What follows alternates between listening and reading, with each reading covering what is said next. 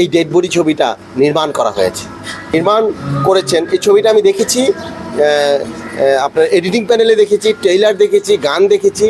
আমার কাছে মনে হয়েছে একটা সম্পূর্ণ ছবি যেমন হওয়া উচিত, সম্পূর্ণ ছবির আদলে এই ডেড বডি ছবিটা নির্মাণ করা হয়েছে। এবং ওই নির্মাণের দিক থেকে উনি অসাধারণ, মানে ব্যতিক্রম অনেক গুরুত্বপূর্ণ ভূমিকা রেখেছেন, যা স্ক্রিনে না দেখলে কখনোই বোঝা যাবে না।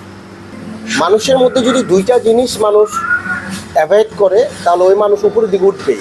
যেমন ধরেন আমরা কি দেখেন, আমি যখন ব্যানগাড়ি দিয়ে ছবিটা প্রচারণা করি তখন অনেকেই আমার বলছে তুমি সিনেমার সলো হিরো, তুমি ব্যানগাড়িতে ছবি প্রচারণা করবা, আমাকে পিছন থেকে টাইনা ধরছে। কিন্তু আমি একটা জিনিস চিন্তা করছি, যিনি ব্যানগাড়িটা চালায়া 1,000 টাকা রোজগার করেন, 800 টাকা রোজগার করেন, তাহলে উনি সামাজিক জীব না, উনি সমাজে চলতেছেন না। আমি যখন ব্যানগাড়িটা নিয়ে নামলাম এরপরে তো আপনারাই আমাকে প্রশংসা করছেন। এরপরে শিল্পীদের মধ্যে এমন কোনো শিল্পী নাই যে আমাকে ফোন করে বলে নাই, আমাকে বাবা দেয় নাই, ডিরেক্টররা। এবং আমার শ্রদ্ধেয় দেলাওয়ার জাহান জন্টু, উনি প্রবীণ এবং এত বড় গুণী নির্মাতা তো আমাদের ইন্ডাস্ট্রিতে এখন নেই। উনিও তো আমাকে নিয়ে অনেক পজিটিভ কথা বলছে যে না, ও দেখায় দিছে। আমি মনে করি কি, মানুষ নিচের দিকে গেলে তার উদ্দেশ্যটা যদি সৎ এবং সুন্দর হয়, একটা ছবি আমাদের সেন্সর বোর্ডে আটকায় দিলে উনি কিন্তু দৌড়ায় চলে যান ছবিটাকে সেন্সর করার জন্য, কারণ কোনো প্রযোজক যেন আহত না হয়, কোনো শিল্পী যেন আহত না হয়।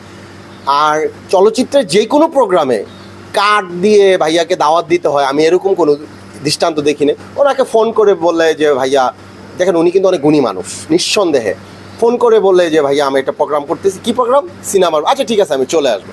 উনি কিন্তু এমন সৌহার্দ্যপূর্ণ আচরণ চলচ্চিত্রের অঙ্গনের মানুষের সাথে করেন, সবার সাথেই করেন। আপনারা একটা চমৎকার দৃশ্য দেখেছেন কি না, আপনারা তো সাংবাদিকরা অবশ্যই দেখেছেন, যে যখন ফলাফল ঘোষণা করা হয় তখন কিন্তু আমাদের যিনি সেক্রেটারি ছিলেন সাবেক, নিপুণ আক্তার, উনি কিন্তু মানে দীপজল সাহেবকে এবং মিশা সদাগর শ্রদ্ধেয় দুইজনকে কিন্তু উনি ফুলের মালা পরিয়ে দিয়েছেন। এবং আরেকটা জিনিস আমার এত বেশি ভালো লাগছে, সাথে সাথেই দীপজল ভাইয়া আপনার ওই মালাটা আমাদের সাবেক সেক্রেটারিকে পরিয়ে দিয়েছে। এই যে শিল্পী সমিতির নির্বাচন যে কেমন হওয়া উচিত, এইটা কি শিল্পী সমিতির নির্বাচন একটা উদাহরণস্বরূপ না? আমি যে ধরনের স্ক্রিপ্টের স্বপ্ন দেখি, গোয়ার ওই ধরনের একটা স্ক্রিপ্ট। আশা করি এই ছবিটা ভাগ্যবদলের সিনেমা হইতে পারে, আল্লাহ যদি সহায় হন।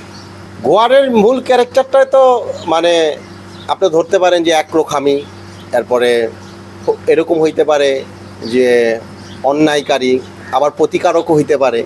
গল্পটা এখন বলা যাবে না, তবে এইটুকু বলবো, গোয়ার গোড়ামি করিয়ে আসবে, মানে গোয়ার আওয়াজ দিয়ে আসবে।